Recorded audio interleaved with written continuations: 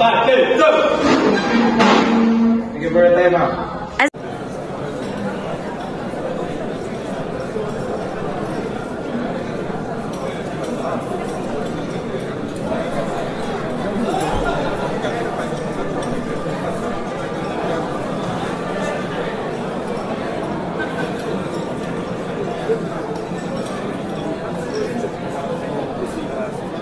Pre, saan na tayo?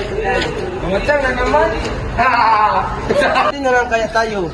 Ano, Jay? Aking ilawan, bahaging madilim. Kailangan ko na matutunan kung paano tanggapin. Wait lang, pre. Sagutin ko muna.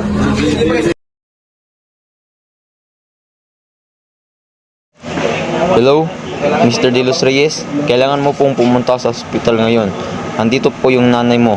Yun po, kayo po ba? Si Mikael De Los Reyes? Opo, ako po. Kasalukuyang kritikal po ang kondisyon ng inyong ina. Natakit po siya sa puso at umama ang kanyang ulo sa bato. Nantog po ang ulo niya sa bato. Nagkaroon po siya ng brain aneurysm at kapag hindi po ito naagapan ng maaga, maaari po itong ikamatay niya. Patay. Saan ako kukuha ng pambayad nito? Salamat. Tanungin ko na lang kaya mga kaibigan ko. Pre, may alam ba kayong trabaho na pwede kong pasukan? Uy, pre! May alam ako, pare! Di ko! Masudancer nga lang. Pre! Marami namang pwedeng pasukan ng trabaho. Pwede teleperformance o sa McDonald's. Kaso lang nga, kailangan nila ng resume at saka application letter. Sige mga pare, salamat. Sige pre! Ingat pre, ingat! Barat. Ikaw po ma'am, magandang umaga. Anong kailangan?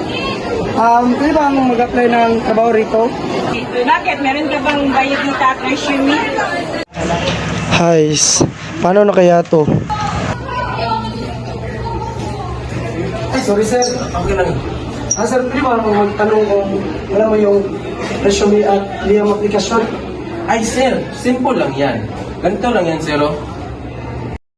Step 1. Isulat ang petsa. Ilagay ang buong petsa kung kailan mo isinusulat ang liham. Halimbawa, Oktubre 20, 2025. Step 2. Isulat ang iyong tirahan. I-type ang kumpletong address mo sa kaliwang bahagi ng liham. Halimbawa, Block 5.8 Barangay Malinis, Lungsod ng San Pedro, Laguna. Step 3. Isulat ang address ng tumatanggap. Ilagay ang pangalan, posisyon, kung kilala at opisina ng tatanggap ng liham. Halimbawa, Ginang Maria Santos, HR Manager, ABC Corporation, Makati City. Step 4. Bating panimula. Gumamit ang formal na pagbati. Halimbawa, Ginoo o Ginang, o Mahal na Ginoo o Mahal na Ginang.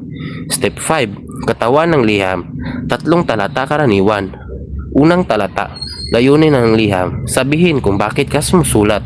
Ikalawang talata, mga kwalifikasyon o karanasan. Ipakilala ang iyong sarili, edukasyon at karanasan.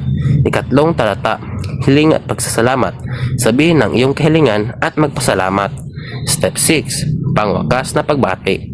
Halimbawa, lubos na gumagalang o taos-pusong sumasainyo. Step 7. Lagda at buong pangalan. Ilagay ang iyong lagda sa itaas ng iyong pangalan. Halimbawa, Lagda Juan de la Cruz. Ay, ganun lang pala yun kadali. Sige sir, maraming salamat at sana pagpalain ka ng Panginoon. Sana ikaw din. Ma, natanggap na ako sa trabaho.